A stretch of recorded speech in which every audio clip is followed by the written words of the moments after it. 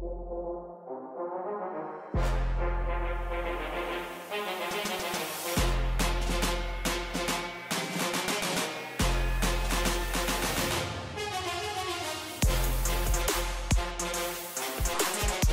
момчета, на шопата. Преди малко се прибрах и знаете ли какво предстои? Чантата за риболов и още едно нещо, което ми е подарък. Варица, която е много добра. Нали, добра, после ще разгледам, но първо мисля да оправя чантата. Опа. Нямам се.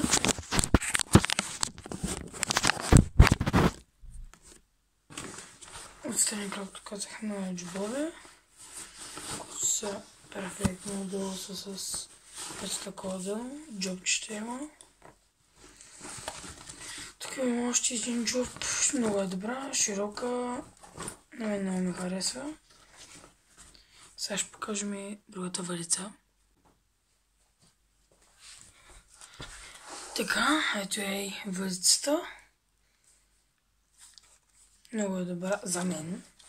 За мен си много добра. Но марката няма кусочи нещо тук. Падна. Така, взехме я и валицата. Ето така представлява. 1,65 м, ако не се лъже. Много е добра. Валицата е на Рок. Малко не съм добър с английски. Роклер или там нещо такова.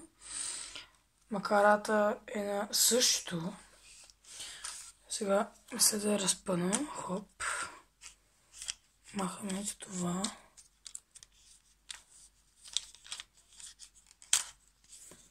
Опа.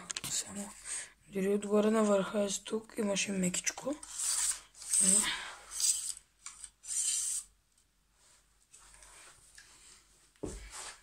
Ето така е. Изглежда.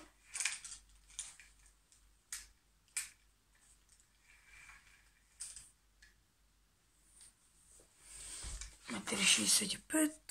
Ето си. Субстанцията е... Трябва да проверя от 5 до 20 грама. Това е огромна субстанция за такава валица. От сега така се я прибереме. Макарата много добре.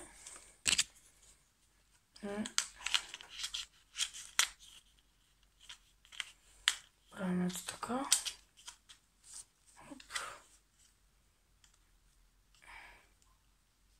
Заключваме. Само да съм бъркал върха отгоре.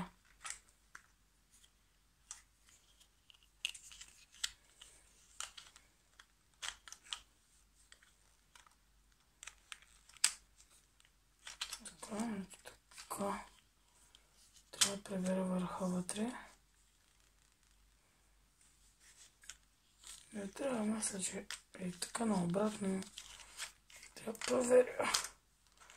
Да, обърнал съм го наобратно.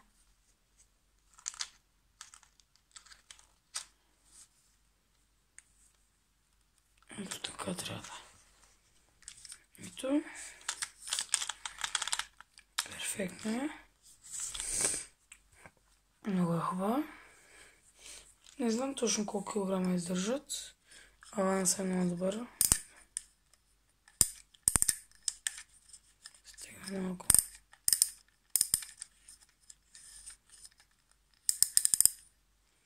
Перфектен аванс. И да. Това мисля да е валичката, която е много добра.